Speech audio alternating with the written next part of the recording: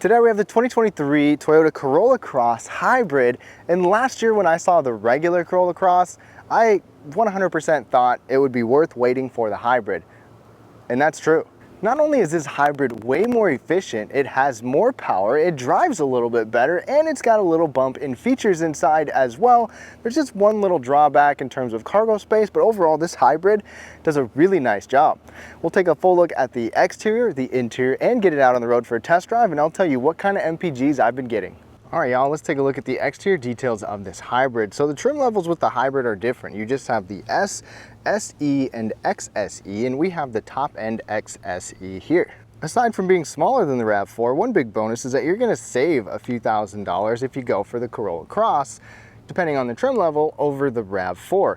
Now, first of all, right up front, I like the look of this front end of the Corolla Cross Hybrid a little more than the regular gas model. Now taking a look at these headlights, there's a couple really cool things about these headlights. First of all, you get LED daytime running lights, LED headlights, LED turn signals, but we also have the optional auto leveling and adaptive side-to-side front lights, plus we have the LED fog lights. I have a night video with the regular gas model showing these off, so be sure to check that out. Now here's a polarizing color. Do you like it? Do you not like it? Is it yellow? Is it green? Is it gold? What is it? It's called Acidic Blast with the jet black roof. So you've got a two-tone look right here. What do you think overall? Now this is smaller dimensionally than the RAV4. You're going to be about 6 inches shorter, so this is about 175.5 inches. Decent size, and you know, it reflects on the inside overall space. Just like other crossovers, you can still get the roof rack and crossbars up above to haul some different items. You have some decent body cladding on here as well around the wheel wells at the bottom, so it kind of gives it a little bit more of a rugged look.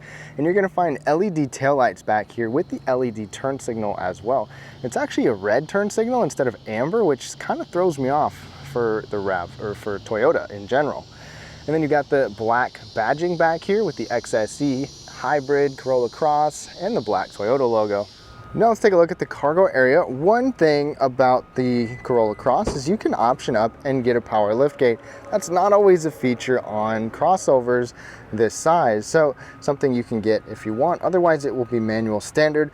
One thing to keep in mind is that this hybrid model is going to have about 4 to 5 less overall cubic feet compared to the gas model, and about 16 less cubic feet than the RAV4. This has 21.5 cubic feet overall. That's a pretty big backpack. You can fit some suitcases back here, but this is not quite as big as some of you may have hoped for, although thanks to the height of the cargo area, you can still stack some stuff up pretty decently. You've got these little hooks on each side right here. You've got a tonneau cover you can pull out like that. You've got some tie down hooks. You've got your JBL sub. You've also got just a little spot to put something over there. And underneath of the floor, we do not have a spare tire under here. Unfortunately, you just get a tire repair kit. However, if you got rid of this foam, you might be able to put a smaller spare tire back here. Now I'm just kind of leaving this like this, but you go to the second row to fold those down, and that one didn't fold down because there's not a ton of space with that back seat farther back. So you could definitely get more cargo space here. If you want to keep these seats down, you can, and it's a pretty flat transition. You've got these little flaps to make it even smoother, but the biggest knock on this Corolla Cross for me is the cargo space and rear legroom compared to some competitors. Obviously, it's going to be less than the RAV4, but it also has less combined legroom than the Hyundai Kona, which is even smaller, than the Kia Seltos, than the Honda HR-V, the Volkswagen Taos. Those are all competitors that have more overall legroom. But if you don't need that, then this is still a great option. I'm not saying it's not, just keep that in mind. Now, Toyota gives us the smart key system buried in this little key glove. You can get this as an accessory, but you can remote start this, press the lock button 3 times and hold it on the 3rd time. And unlike Toyotas of the past, it doesn't shut off when you open the door. It takes forever for it to turn on. And with a hybrid, sometimes you might not hear the engine start, but it is running now. These 2 buttons, or these 2 lines, can lock it. Otherwise, you have a sensor in the back to open it. And like I said, it does not shut off. Just about every Toyota in the past would shut off as soon as it's unlocked or the door is opened, but not anymore. There's no touch sensor on the back door. It is just on the front door and the rear cargo area. Now right here, we've got a soft text. It's kind of a unique pattern. We got this right here, this like almost unique textured pattern, and then you got your regular soft text, which is their synthetic leather. Now these seats have been comfortable for me for the most part. I did drive this a decent distance before. You've got good bolstering right here. You've got good bolstering down here as well. The contouring is pretty good. You've got two-way lumbar support, and then your regular height, tilt, and recline functions. No ventilated seats on here. That's a RAV4 feature you'd have to move up for, but you will get heated seats right there. Leather steering wheel, it doesn't come out all that far, but it's still got a decent range of motion to get comfortable. Like I said, comfort is pretty good. I've been comfortable in here for the most part. I have not driven this terribly long distances, but I did drive the RAV4, which feels pretty similar a long distance, and I was comfortable in that. Now climbing into the back seat, one of the things that you'll notice compared to competitors and the RAV4 is that this has a pretty significant amount of less total legroom than even smaller competitors. So if legroom is a priority, this is probably not the crossover yet. If the back seat is not used nearly as much, it's probably going to be just fine. This is me at 5'9". This is where I like to sit. I'm pretty close right here, a little bit of space, not a ton to kick my legs, but I've got good foot space under here. One nice thing is that there's actually a bottle holder in the door, and this still even gets a little soft armrest. It's also nice to see that we have air conditioning vents. Not too long ago, the RAV4 didn't even have air conditioning vents back here. Then you got two USB-C charging ports. There's also a little mat pocket back there, and in the middle, we've got a center folding armrest with padding, and it still has cup holders. So you've got cup holders here and cup holders in each door. This seat doesn't scoot forward and backwards, and it doesn't recline, but sitting up tall, even with my hat, I still have good headroom, so that's great. I think if you've got small children not in car seats or rear-facing car seats, this will be just fine. If you have car seats, especially rear-facing car seats, it is tight. I can't fit them behind myself. So if you're past that stage and your kids aren't real big, this back seat would probably be just fine, but keep that in mind. Now climbing inside the Corolla Cross, this is my second time being in it, and this hybrid has a little bit of update compared to the regular gas version. All right, first of all, over on the door, this entire upper panel is actually a nice soft material, and you have a soft armrest. It's not super deep padding, but it is still a padded armrest. You've got this plastic grab handle right here. I still kind of like to see an actual handle, but this is similar to the RAV4, 4Runner, you know, very Toyota with this. And then a small storage area bottle holder down there. Just to the inside, you got brightness controls. You can open up your trunk. You got automatic high beams, things like that. Right in front, the steering wheel is leather wrapped here. You've got the newest version of Toyota's controls on here like we've been seeing lately, and it's easy to operate, easy to use. You've got adaptive cruise control stuff on here, lane keeping system. You also have the audio controls, everything in a good spot. You'll even find paddle shifters back here. We'll maybe go through those a little bit in the test drive. High beam or headlight switches over there. And then your wipers, no rain sensing wipers on this particular model. Right in front of us, we actually get a 7-inch digital display right here. So there's a lot of different things that you can see on here. So you've got your leaf, you got more different icons where you can scroll through stuff here. I still like Toyota's older system a little better on here, where you had a trip A and trip B. As far as your fuel economy, you can still cycle through that trip A and trip B, but it's just, I don't know, for MPGs, I like to be able to follow it a little bit more closely like we used to be able to. But I've been getting about 40 miles per gallon with mixed driving, and it has been awesome. You can customize this a little bit as well to make it look a little different. Let's go through here. See, you've got a bunch of different settings that you can customize, and then your vehicle settings, you can hold that. You can customize this a little bit more. So different things that you can do on here, which is nice. Then coming over on this model, we get an 8-inch touchscreen with wireless Apple CarPlay and wireless Android Auto. This is only on the hybrid, at least last I knew. When I had the 2022 non-hybrid model, everything was wired, and you had the previous version of Toyota's multimedia system. So we get the updated multimedia here, this 8-inch screen on this one, and it works well. I mean, it's fine. I still see a lot of people that complain about Toyota's software here, but I think this works just fine. I like that we have wireless Apple CarPlay, Android Auto on here. We can go back to this. You've got different settings you can customize. You can even see when you're driving, you can even see where the power is going for your hybrid system. If it's all battery power, if it's all engine power, things like that. You can even get the JBL audio system on here too, so you can have a nice audio system in this Corolla Cross, and we have that as an option. I believe it's the convenience package is what it's called, but it's part of a package deal. We'll go into reverse. Just your standard backup camera, no 360 camera, but you will have dynamic lines here. You'll have to move up to the RAV4 if you want that 360. Coming down, we've got some controls down here. So one complaint with the audio system is we just have a volume knob. There's no tuning knob, there's no more shortcuts like we used to see on Toyota systems. It's just a volume knob now. I'd like to see a little bit more, but that's just my personal opinion. You've got dual zone climate control here. You can have automatic. You can sync it with the right side. You can even have it on an eco heat and cool to use less power, be more efficient. But it's been over 100 every day here, so I definitely have not used that. Heated seat buttons down there and a USB-C port plus a wireless charging mat tucked in right back in there, and there's a little extra space to the right if you want to throw a key or a wallet or something like that. Then coming back, our shifter here, just like typical Toyotas, you've got drive modes up here to where you can cycle between an eco, normal, and sport. We'll go through that in the test drive, and then your own dedicated EV mode. Coming back, you also get an electronic parking brake and a brake hold button. Nice to see. Cup holders are okay right here. Nothing special. There's no little rings or anything to accommodate smaller drinks. You're just kind of stuck with them. But if you have a mug with a handle, there's a gap right here to accommodate that. Right here, this is a smaller armrest, but it works for one person for sure. It doesn't slide forward like some vehicles. Lift it up, you've got a 12-volt power outlet and a USB-C charging port, and it's a little storage area. Over here, glove box. This is not a locking glove box like some vehicles. Soft opening though, and pretty good size. And then this entire panel right here is soft touch. This reminds me of the Corolla. The Corolla, regular Corolla, has a huge little piece of dash right there. Personally, I'd like to see what they did with the RAV4, where they cut this out and have a storage shelf for your passenger.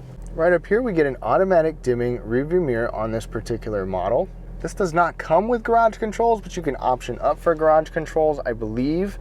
And then overhead, we've got LED interior lighting right there. The visors, unfortunately, don't slide. You have this little piece, but we all know that a sliding visor works much better. Then overhead, we just get a regular roof, no panoramic option, but this is still just fine in here. And then visibility overall. So out of crossovers, it's never usually all that good, but it's honestly not that bad out of here. That third window helps quite a bit. You can see out the back just fine. It's not bad at all. All right, y'all, we are now behind the wheel of this Toyota Corolla Cross Hybrid. So big difference here is the powertrain. We have Toyota's 2-liter naturally aspirated 4-cylinder engine paired with the lithium-ion battery and electric motor to give you 194 horsepower. That's a healthy bump over the regular gas model. And miles per gallon up to 45 in the city. So the best combined MPG for the front-wheel drive gas model was 32.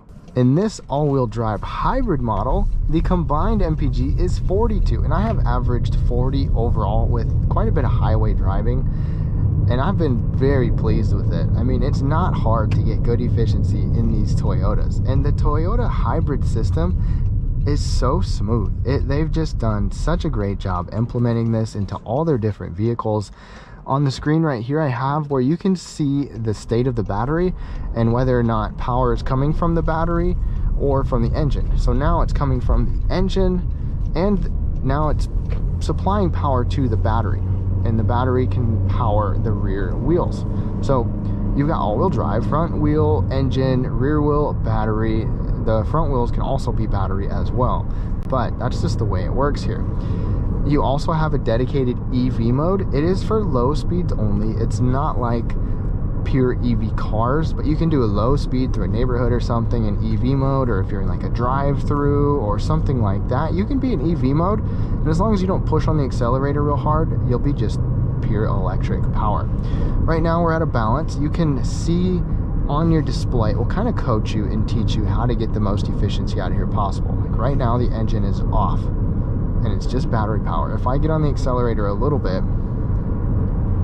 you'll be able to hear the engine kick on, but you hardly notice it at all. And let's get pedal down. This is more powerful and quicker and torqueier than the regular gas model. This hybrid is quicker for sure, so that's a big bonus. And this even has a sport tuned suspension, the hybrid models, because they're Toyota's S models, like the SC, XSE, and it honestly still feels like it's comfortable. It's not as bad as what I've seen in some Toyota XSE models where they're kind of harsh and kind of rough, but this is not. It handles well. It's got a tight turning radius, and it's just a nice overall driving experience. Let's change the drive mode here. So let's go to sport mode. So sport mode is going to give you the most electric power and the most gas power all at the same time.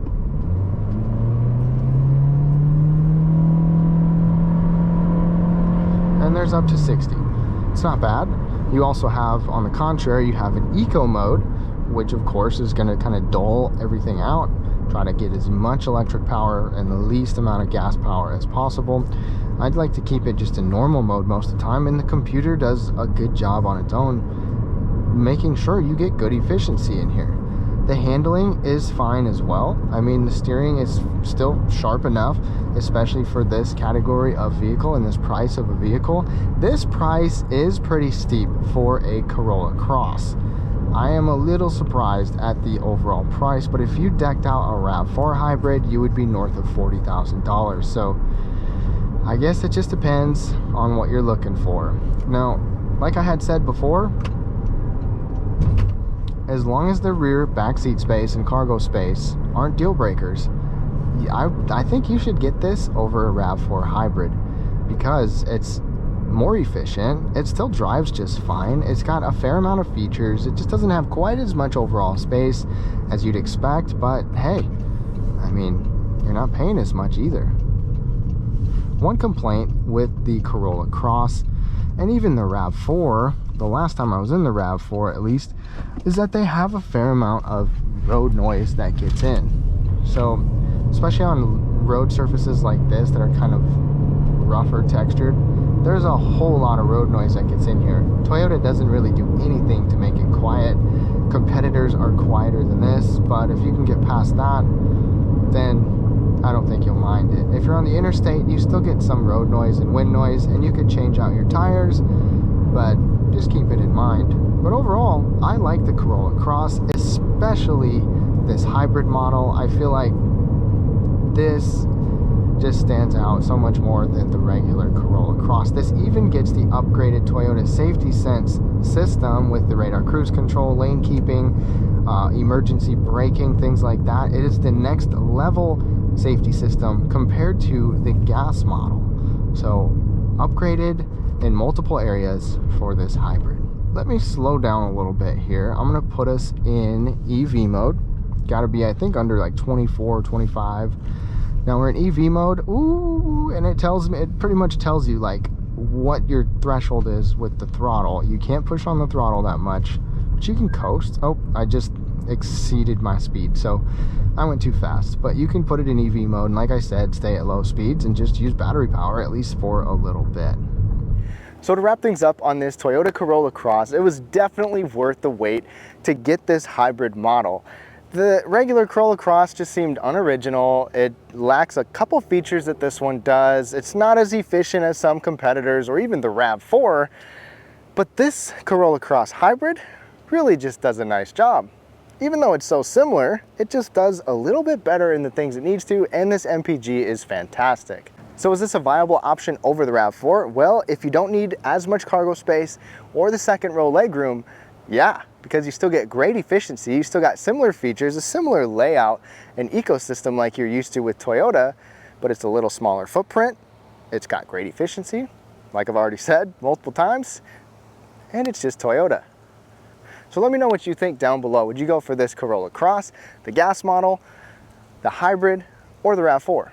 Thank you so much for watching. Be sure to check out a couple other videos I have on the gas Corolla Cross in the description below, but have a great day.